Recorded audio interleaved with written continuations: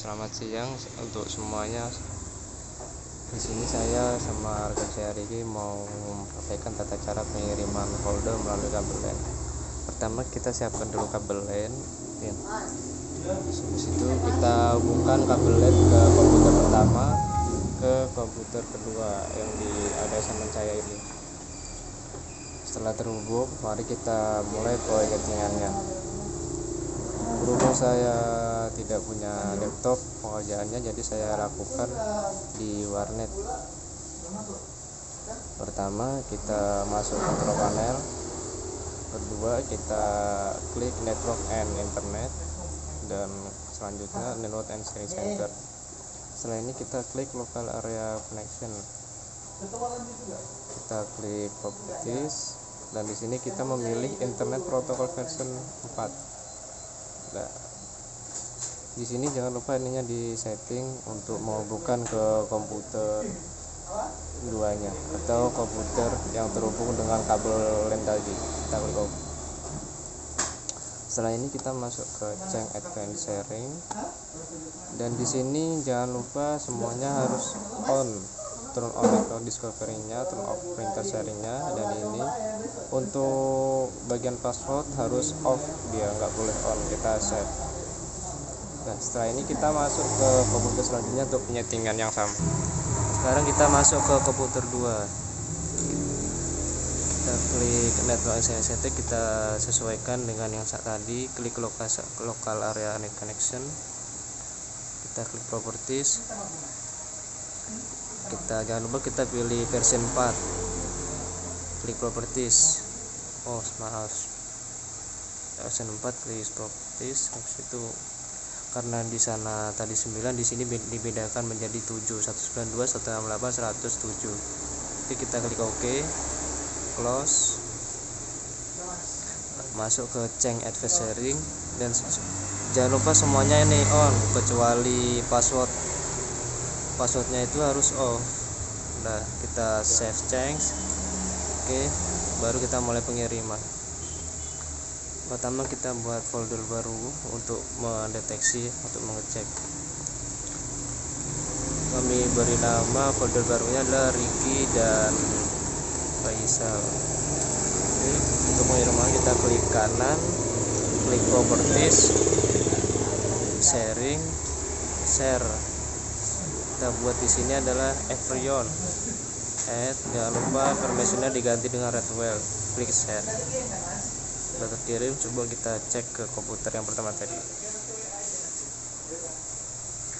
Oke, di sini di komputer yang kedua, karena tadi pengiriman folder adalah nama Riki dan Faisal, coba kita cek di sini.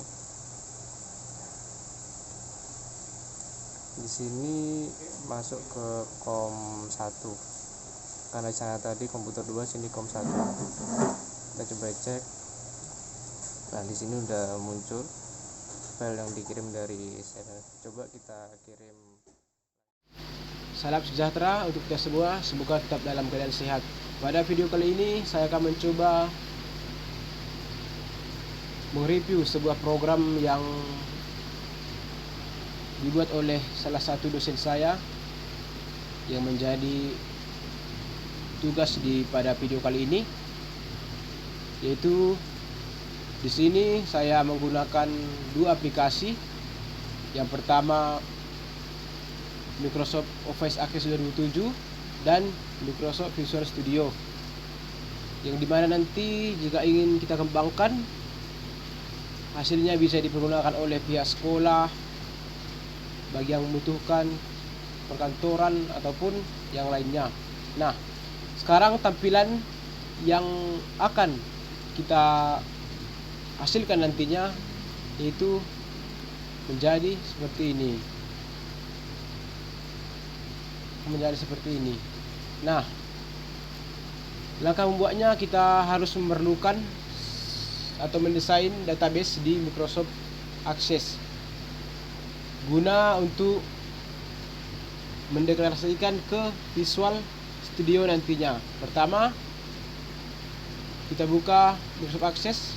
Di sebelah kiri paling atas nanti ada tampil seperti dokumen. yang fungsinya untuk sebagai tahap awal jika kita ingin mendesain sebuah database yang mana nantinya kita akan jadikan atau kita deklarasikan ke Visual Studio. Nah, jika kita klik ini akan muncul seperti ini. Ini bisa kita ubah sesuai dengan keinginan user atau pengguna, dan kita harus memperhatikan di mana kita menyimpan lokasinya ataupun foldernya. Kita klik ini, create. Nah, ini adalah tampilannya. Di menu inilah kita nanti mendesain seberapa tabel yang kita ingin buat. Misal saya membuat ini, kita close saja ini, menu create. Nah, di sini bisa kita tentukan nama semisal atau npm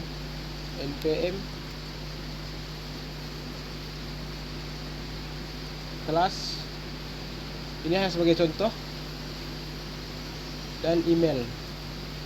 Nah, ini harus kita sesuaikan sesuai dengan keinginan kita, fit size-nya, yang berfungsi untuk berapa banyak file npm di sini atau berapa banyak jumlahnya. Kemudian untuk npm kelas email, saya rasa kalau kelas semua dalam satu ruangan semisal pasti banyak mempunyai nama yang sama. Email juga, namun npm di sini sama halnya seperti Nielsen, NIDN kalau untuk dosen. Ini harus kita buat menjadi primary key. Ini primary key berfungsi inilah nanti untuk pertama kali untuk menginputkan npm ini, dan akan ditujukan untuk kelas dan emailnya. Jika tidak ada primary key, nanti kita tidak bisa menginput nilainya. Ini saya close saja. Kebetulan saya sudah membuat folder saya sendiri. Di sini, ini saya telah tentukan mahasiswa, NPM-nya, namanya, fakultasnya, jenjangnya, ada 4. Setelah itu, sebelumnya di sini akan lebih lanjut untuk menu pengguna nantinya. Ini untuk prodi bisa nanti kita inputkan ke tahap selanjutnya. Sekarang kita hanya menginput mahasiswa terlebih dahulu. Kita close saja ini atau kita minimize. Kemudian kita buka Microsoft Visual Studio.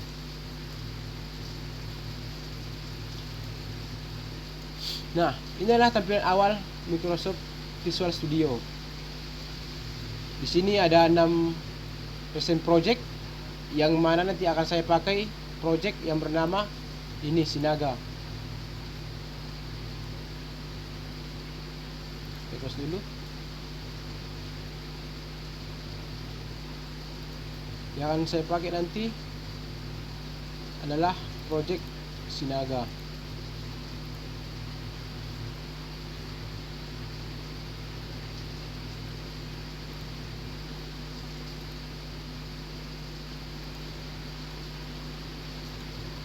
Nah, di dalam menu project Sinaga tadi,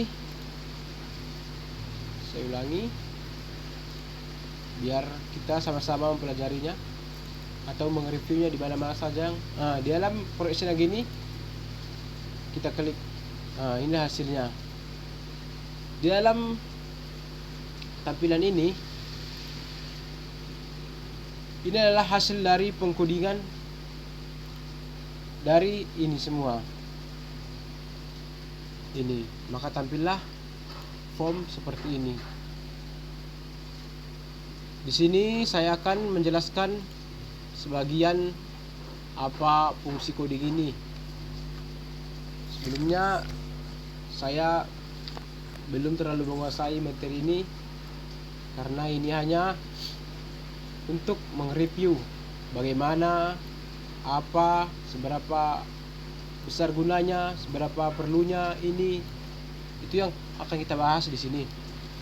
Sebagai contoh, ada sini import system data oleh DB, ada public class mahasiswa, dan masih banyak lagi sampai ke bawah. Nah, Di sini ada yang namanya dim as new database. Ini untuk mendeklarasikan variabel yang kita buat sebagai datasetnya nanti. Dataset inilah yang berfungsi untuk menampung data sementara sebelum kita membuat berbagai program di sini. Yang dia akan buka dan fungsinya yaitu sub yang kita buat sendiri dengan nama sub buka DB. Nah, satu hal yang kita tahu dari sini program ini, di setiap sub buka DB ada yang akhiran n sub. Nah, ini fungsinya jika kita mulai menginput di sub buka apa saja perintah yang diperlukan, maka harus setelah datanya diperlukan di sini, setelah sudah siap data yang kita perlukan, harus kita akhiri dengan n sub.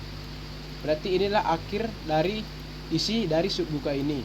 Begitu pula dengan sub isi tabel, diakhiri sub isi tabel dan n sub sampai ke bawah, nanti semua diakhiri dengan sub. Tapi n sub bukan berarti program atau akhiran dari program kita. Di bawah terakhir kali yaitu diakhiri dengan n class. Dari atas dibuka dengan import system ODB. Nah, di sini subaktif tombol ini ada A, B, C, D dan F.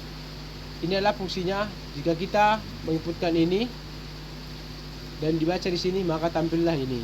Begitulah seterusnya sampai pengertian-pengertian yang mempunyai isi form atau bagian-bagiannya.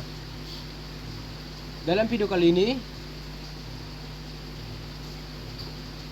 saya membahas 3 inputan. Ini mahasiswa, kebetulan di sini ada 3 menu project ya. Ada login form 1 VB mahasiswa, menu utama.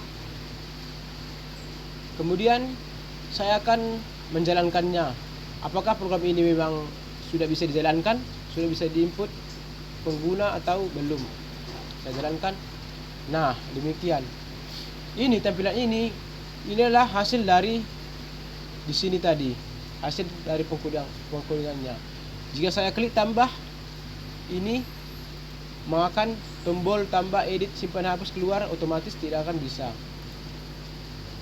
Ini di sini tambah ini berfungsi jika kita ingin memulai atau ingin mengecek apakah atas nama Sri Kisinaga ada di dalam data tersebut, di dalam database, atau apakah kita ingin memasukkan atau menambah siswa atau mahasiswa baru, kita harus terlebih dahulu mengklik tambah. Nah, dalam kesempatan ini saya akan mencoba melihatnya apakah Riki Sinaga ada di dalam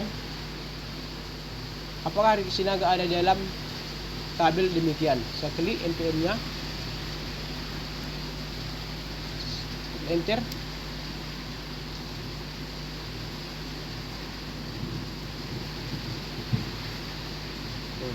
Saya hapus dulu. Silakan. Kita coba ulangi. Tambah 17 01 0467. Nah, berarti ini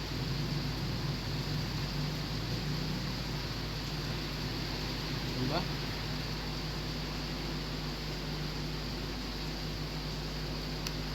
nah, maka tampillah Riki Sinaga. Berarti Riki Sinaga telah ada di dalam ini. Kita juga bisa mengeditnya. Saya coba untuk mengedit Riani. Keluarkan. Saya jalankan lagi. Saya ingin menghapus dari form ini oleh Riani.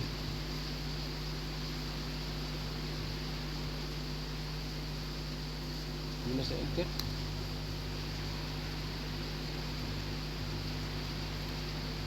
Keluarkan lagi.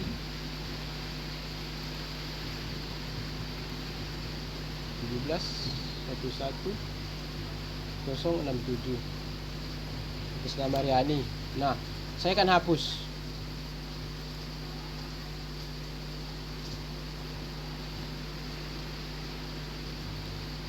Ulang lagi.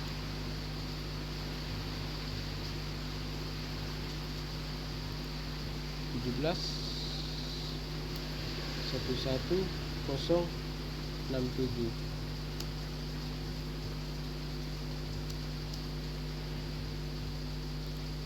ulangi kembali.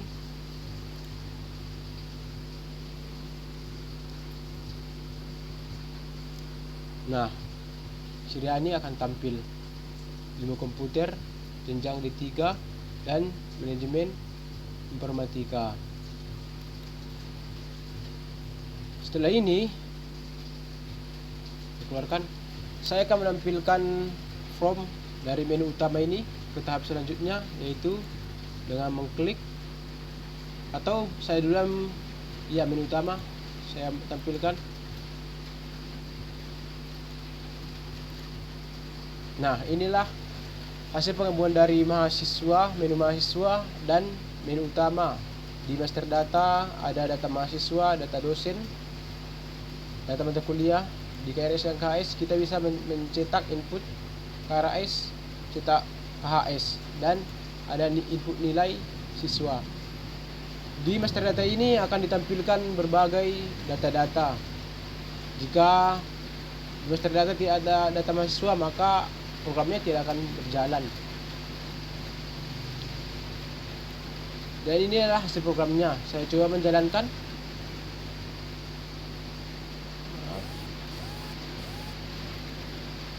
Dan inilah hasil programnya di menu utama.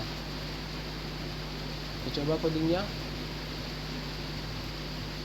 Nah, inilah hasil dari coding di menu utama.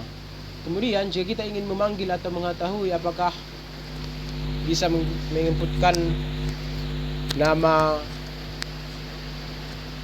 mahasiswa ataupun melalui passwordnya yang telah saya buat tadi di sini dari pengguna, di sini kita akan coba. Semisal saya ingin menginputkan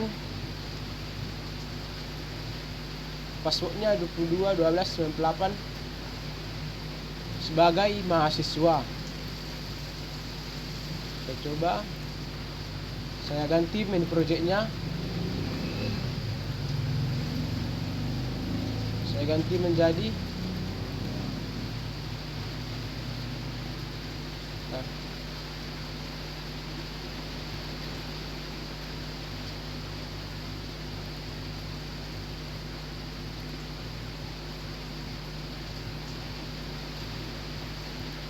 saya keluarkan dulu.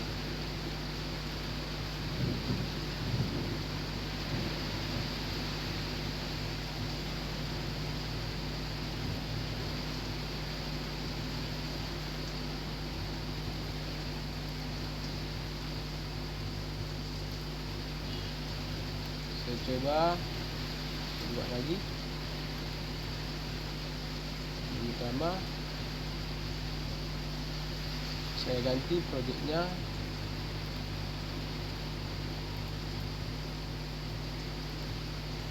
view login utama. Nah, inilah bukti dari hasil login form 1. Tadi di sini ada nama atas X username-nya 221298, passwordnya 123456778. Akan kita coba menampilkan di sini. Apakah sudah berjalan? Atas nama 221298, passwordnya 123456778. Kita enter. Nah, inilah hasilnya sudah bisa diinputkan, tapi hasil di sini belum sampai kita tampilkan, hanya untuk sebagai mereviewnya. Begitu juga dengan untuk prodi. Saya X username-nya adalah Sinaga, passwordnya 1 sampai 5. Kita coba menjalankannya.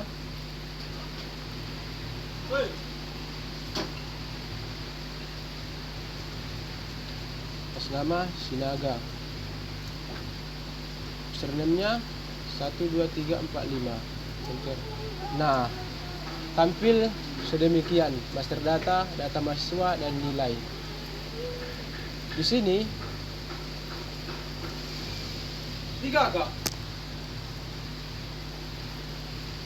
Di sini saya akan menampilkan di menu utamanya. Coba jalankan. Nah, jika master data tidak ada, maka data mahasiswa akan otomatis tidak ada di sini. Sampai di sini hasil review yang saya lakukan. Kiranya jika ada yang kurang mohon dimaklumi. Terima kasih.